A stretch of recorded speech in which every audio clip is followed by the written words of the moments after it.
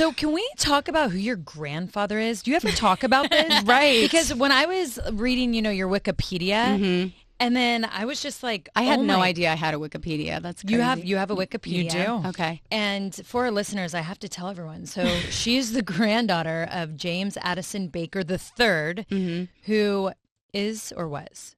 Was the former Secretary of Treasury of President Ronald Reagan, which, oh my gosh, and the Secretary of State under President George H.W. Bush. Yeah, just he's Illuminati. big time. Yeah.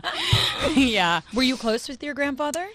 As close as you can be to your grandfather when he's a politician, when he's close with the president. You know what I mean? Good point. Like I watch Succession, and I'm like, this is the exact dynamic between my brothers, my dad and his brothers.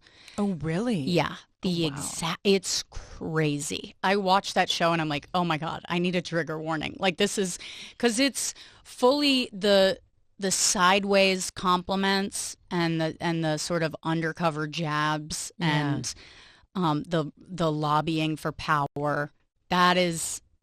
That's the dynamic I was like born into. Oh my gosh. How was it growing up in that kind of family? It's strange because I was sort of like one generation removed from it, but my sisters and I still do it. Like we still kind of do that thing where we're like lobbying and sort of gaining alliances with each other to get into the head of another one. It's like crazy stuff that I'm like in therapy for. Doing the shadow work for. Exactly. I do love shadow like work, punching pillows in my therapist's office.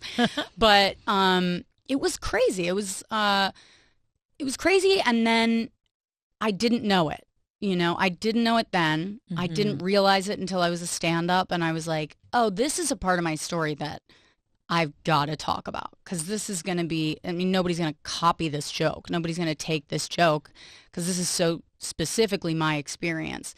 And I joked about it on, Bill Burr did a show on Comedy Central called The Ringers, and he picked a bunch of comedians, and we all did sets about our lives, right? And I started talking about it on stage at that time, and was like, this is risky, because my family didn't even know really that I was doing stand-up. I kind of tried to hide it from them. I was like, I don't know what they thought I was doing. I'm sure they just thought I was like voluntarily poor, and they were like, "We don't know what she's like trying to." I was like is it Kendall Roy? Which one's the one that's like a clown that no one respects? Well, Kendall's it's Kendall, right? No, it's Kendall, the older brother. Roman. Yeah, but Roman actually has ambition. I just was the one that like lives outside the family and is like trying to get into environmental work. So like the brother that lives in Santa Fe. Yeah, right? yeah. That one with the girlfriend who's like a prostitute. Yes. And yeah. Which one's his name? I can't remember. But that one. Yeah. Okay. The one that played Cameron in Ferris Bueller's Day Off. Yes. Anyway. So I was like that. I was just this sort of, people were like, we don't know what she's doing, but she believes in herself, and that's cool. And I was like babysitting into my 30s. Like I was just like not getting it together.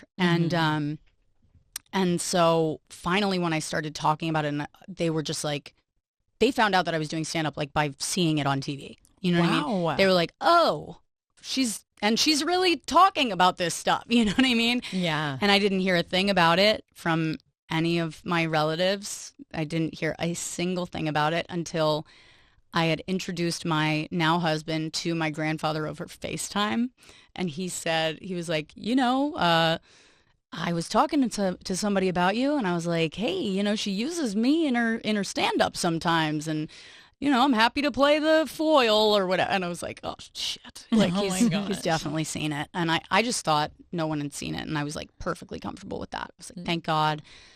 I would much rather my family not see any of my stand-up. I don't want them to watch. I try to avoid letting them know when I'm coming into their town for shows. I don't want them to know anything. Yeah. So you are like the Mrs. Maisel. I mean, kinda, yeah. Yeah, you are. Yeah. I know that. Are they fans now, or is it still like?